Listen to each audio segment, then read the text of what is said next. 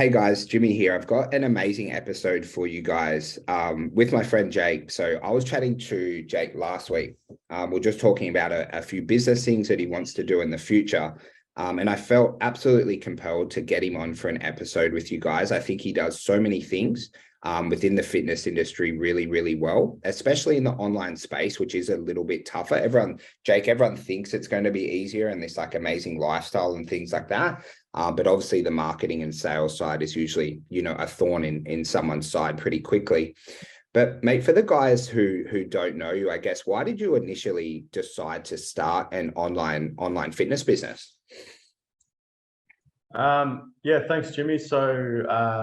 Initially I wanted to go online. I was just a standard PT in a gym in Brisbane CBD, working for about 4 years in the gym. And like I was very successful. I was probably one of the, if not like the busiest trainer in that gym there for the majority of the time.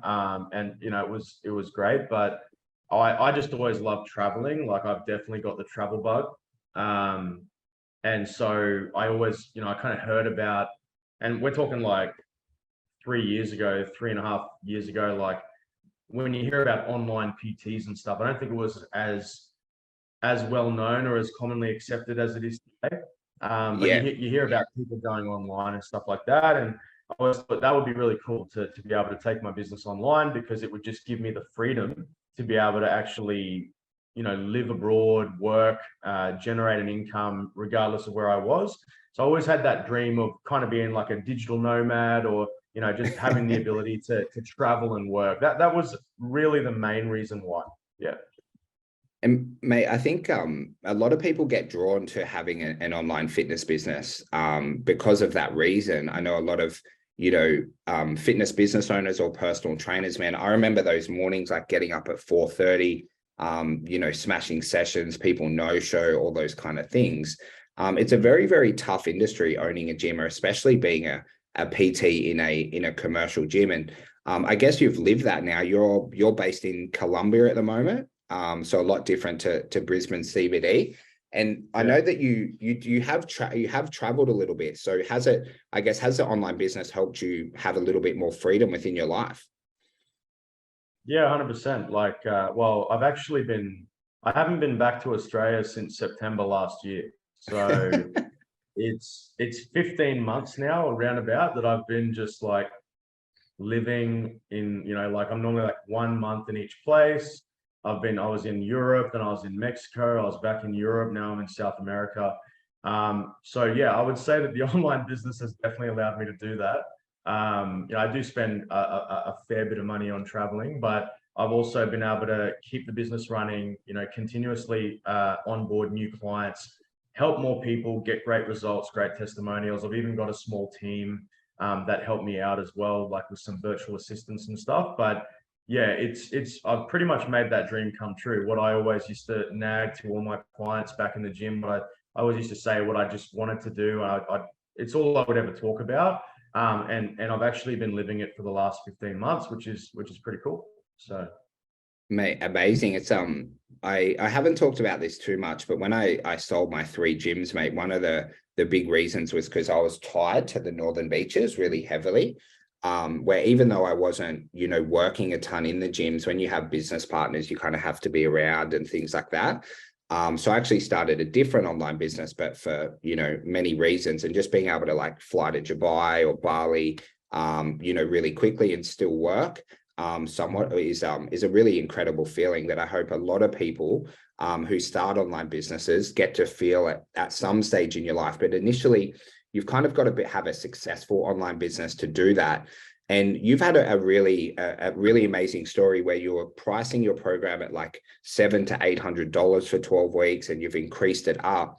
Do you want to talk to us about kind of charging what you're worth and how you gradually increase that up, which I'm sure has done wonders to your profit margins? yeah, for sure. So I also just want to touch on, like, obviously being able to travel was the main reason why I wanted to do the online stuff, but also being able to help more people and make more money, because the ceiling is a lot higher when you go online. Like if you're an in-person trainer, or whatever. You know, there's only so many hours in a day. There's only so many hours that you can actually run PT sessions. But if Yeah. if you've got like an online program, you can actually onboard a lot more people, and you can manage your time better, so you can help more people as well, and you can make more money. Yeah. And yeah, you're not rocking up when it's still dark at 5 a.m. in the gym and leaving when it's dark as well, you know. So that's good about that. And like, yeah, the online business, you know, it was operating for about a year and a half before I left Australia. That was also partially because we were all locked in Australia at that point in time as well. But yeah, I had put the foundations and the groundwork into that, and it was already running and, you know, doing quite well. And then I went off on this big adventure and just maintained and continued to grow, sort of thing. So with the price stuff, yeah, like basically just, you know, we were talking before about what I price my programs at. I mean, at the moment, I'm charging 1,500 Australian dollars for a 12-week program. That's a paid in full, or if they want to do it on a plan, it's 1,800, so it's 600 a month. However, you know, when I first started, I was charging like $59, $69 a week, so probably around that $700-800 mark for a 12-week program. And you know, just gradually over time, every sort of month or two, I would just bump an extra couple of $100 onto that price. I guess just because I was, you know, I was confident in what we could do, the results that we could achieve. And you know, I'm a big believer in you should charge what you're worth. So just incrementally, I've increased it, and now I'm charging double what I was when I first started.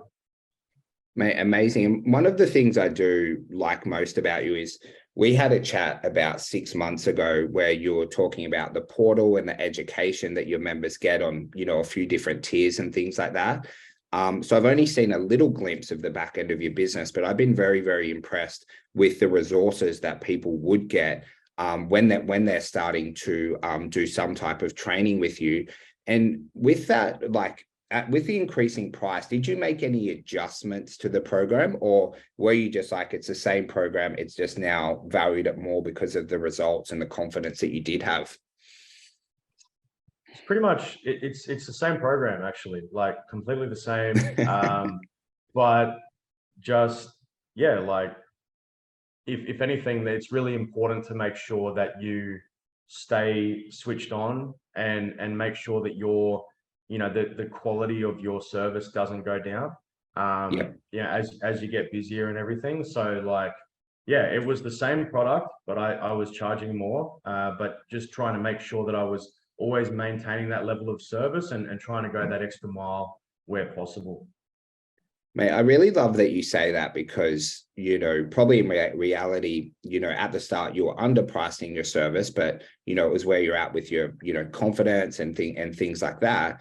Where a lot of people, when they increase prices, they dramatically add crazy stuff to their program with like a lot of accountability and all these, you know, different bits and pieces. Where if you go too crazy on that, you actually make it less profitable. So quite often, if you are undercharging, you can just simply charge more for the same service, knowing that it's like valued at a little bit more. And my friends, with the marketing side of things, so many online coaches struggle to generate leads. You do a lot of really cool stuff in terms of your paid ads and a little bit of organic. I guess what's probably the best ways that you have generated leads to be able to grow this business where you can help a ton of people and travel around the world? I mean, tied in with the last thing that we are just talking about, like getting social proof and getting quality testimonials and stuff is super, super important. So like, you know, to any coaches that are watching this, like if you're not already asking your clients for, you know, testimonials on a regular basis, like definitely do that, because like I said, I was selling the same thing for twice as much, but I had, you know, 100+ videos of people, like interviews, testimonials, written reviews. I had so much social proof. So like, you know, I could kind of back it up with what I was doing as well. So that's also part and parcel with increasing your price. And that also does tie in with generating leads, because if you can be posting testimonials like once a week or whatever it is, people are going to start reaching out to you. Like people are going to be like, they'll see your page and they'll actually message you and be like, hey, like I can see that you specialize in XYZ. Like, you know, I'm trying to do whatever. Like, and that's happened on multiple occasions. And those were the easiest sales that I ever had because like they were already warmed up. They reached out to me. And that was because of the testimonials and the social proof, you know? Yeah, it goes a long way because, you know, that trust mechanism in any type of marketing or sale, because people have either let themselves down with previous programs or maybe, you know, the gym or the personal trainer or the online business didn't deliver what was promised, is having a lot of social proof is a really simple way to market. I did a course with a guy named Sam Ovens. Have you heard of Sam Ovens? I have heard of him. Oh, I don't know too so much about him, but I've heard the yeah. name. Yeah. So he's a Kiwi fella. He runs like a cool course to how to be a really good business coach. So he was like the biggest in the space a couple of years back. I'm sure he's still making 20, 30 mil a year. But I did his course and it was on organic marketing. And all it was post a testimonial every day. That was it. And I was like, crazy simple, but really, really works if you can position yourself with the amazing results that you do get. And mate, I guess marketing wise, because you're traveling around a lot and things like that, what's kind of been a couple of the ways that has helped you generate, you know, leads and sales for this online business? Yeah, so basically, I started out just doing some organic stuff. Like when I first started, when I had like literally no clients, and that's how most people start because you're not going to be going and whacking a whole heap of a budget on paid ads if you're just getting started. But once I did discover the world of paid ads, I really did prefer paid ads because paid advertising allows you to obviously get a lot more leads a lot faster, and you can scale faster, and you're able to just throw more fuel on the fire, so to speak. So I've invested in also a few different marketing agencies. I've worked with a few people. I've learned, I know how to run ad campaigns myself now as well. I've taken the time to actually pay people to teach me how to do that, not to like a professional level, but to a level where I can put together an effective campaign. But yeah, running paid ads was a big one on Instagram, Facebook primarily. That's been a massive way of generating leads for me. Obviously, I won't go into the nitty gritty of what the ads were or how we did it, but yeah, that was that. However, obviously, a lot of the organic methodologies and strategies as well, they are just as important. And I was saying to you just before, Jimmy, that like before we were kind of neglecting the organic and just doing the paid ads. And because now I've got two virtual assistants that work, with me and help me, I can't be there, sending organic messages all day, every day, or I really don't want to. So I've been able to get the VAs to come in and do that for me at a pretty good level. And, we're always aiming to improve. But what I've found the sweet spot is making sure you're doing both, making sure you've got the organic stuff happening. And you're also running paid ads as well. If you can get them both working simultaneously, that's where you want to be. So. And mate, it's so funny. Your journey was very similar to mine in the gyms. In the gyms, we did a lot of organic, and then we realized what this paid advertising thing is, and just dropped everything. It was just spending like so freely on ads. And then after a while, we're like, look, we probably should have multiple lead flows just in case ad accounts get shut down and things like that. But mate, I've had a look over your ad accounts. I'm very impressed. I think you're underselling yourself a bit. You're like extremely savvy on running paid ads. I was really impressed when I got a chance to have a look over it. And I guess the real benefit of paid ads for any business is it just markets for you 24/7. So, whilst organic is really important and you've got an amazing team, I just sleep easier knowing in my businesses that ads are running. So on a Sunday, if you don't do an organic post or send a message or whatever, you're still generating leads and interest within your program, which I think is just a really powerful position to be in as a business owner. Mm-hmm. Well, and thank you again. Kind words.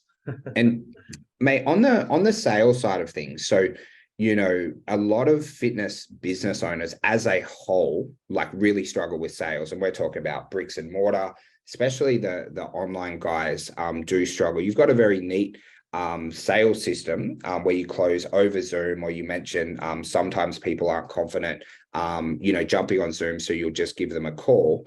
But you've done a lot of sales training and things like that. Is this Were you just like when you came from the gym in Brisbane to just online, were you like pretty good at sales, or did you have to constantly, develop and work on that? And I guess what did that kind of look like for you?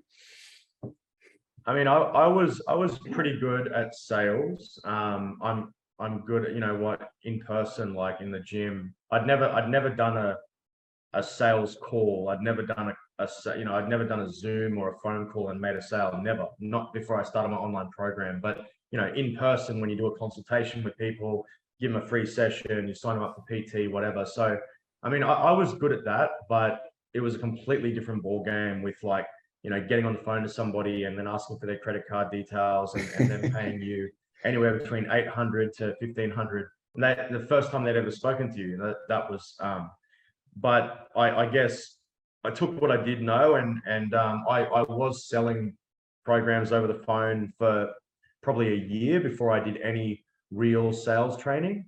So I was making sales. What I was doing was working. However, when I stumbled across like a few different companies out there that were offering some sales training, I wanted to get better at it and improve. And I adopted some different methodologies that really just, I feel, took my sales process to the next level. And I took what I was doing and I built on that. I changed some things altogether. And yeah, so I do attribute that to the sales training that I did. It opened my eyes up to a different way of selling that I wasn't aware of. Yeah. And I just love how much work you've done on sales. So obviously you've done a lot of mentorship programs, which they all have sections on sales, but also looking externally at like professional sales companies and organizations and things like that. And I asked Jake a question before on the kind of 3 tips he would give people to improve in sales. And your first one was to try to not make it feel like a sale, but more so like a conversation. Just want to explain to the viewers just a couple of things behind your reasoning behind just wanting it to feel like a comfortable conversation.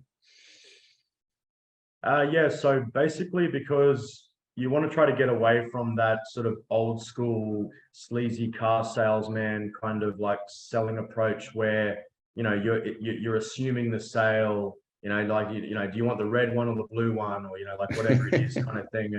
And also like, well, not pre-framing the call, not making it feel like a doctor's consultation or something like that. Just making it feel like a natural flowing conversation, because basically, and like this is taken from some of the courses that I did, but the 2 words sales resistance, essentially, like if the prospect feels like it's a sales call, they feel like they're getting the hard sell put down on them or something, that's just going to create resistance from them.